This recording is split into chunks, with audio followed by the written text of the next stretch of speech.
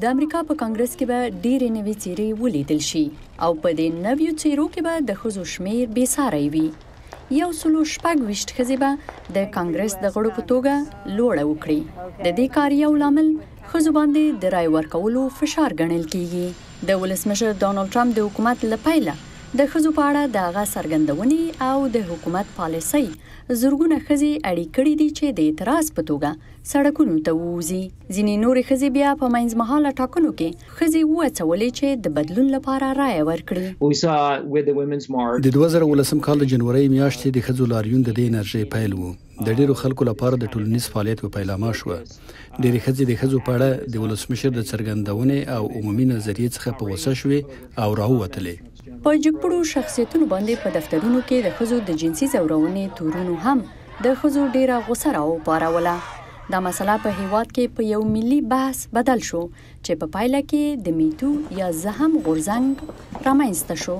دغه غورځنګ د تلویزیون د مشهورې څېرې بل کازبي په ګډون چې د یوې ښځې د جنسي ځورونې له امله اوس په بند کې دی په لسګونه شخصیتونه له دندې ګوښه کړل. It is a victory for all sexual assault survivors. د امریکا د جمناستیک د ټیم پخوانی ډاکټر لارې ناصر هم د اولمپیک د اتلانو په ګډون د څه د پاسه 100 ځوانو نجونو د جنسي ځورونې په تور محاکمه شو. که څه هم زه یوه قرباني یم، خو زه به خپل ژوند د یوې قربانۍ په توګه تیر نه کړم. د سترې محکمې لپاره د ولسمشر ټرمپ انتخاب قاضي براد کابنا هم په جنسي ځورونې تورن و. ما فکر کاوه چې هغه به پر ما جنسي تیری وکړي. ما د مرستې لپاره چیغه وکړه. ما دا کار هیڅ کله نه دی کړی. زه داسې سړی نه یم. کابنا بالاخره د امریکا تر ټولو سترې محکمې کې د قاضي په توګه تایید شو، خو په هغه باندې تورونو د ښځو د حقونو په سر نوي بحثونه راوپارول.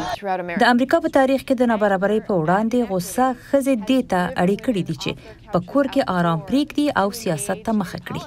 خو د واشنگټن سیاست اوس هم د نارینه‌و په لاس کې دی. ښځې د امریکا د کانګرس 15 برخه او د هیواد د نفوس 50% برخه جوړوي. د دې سره چې امریکایي ښځې اوږده لاره په مخ کې لري، د ښځو د حقونو فعالان وړاندوینه کوي چې د ښځو کال به د 2018 میلادي کال نه ور اخوا واوړي.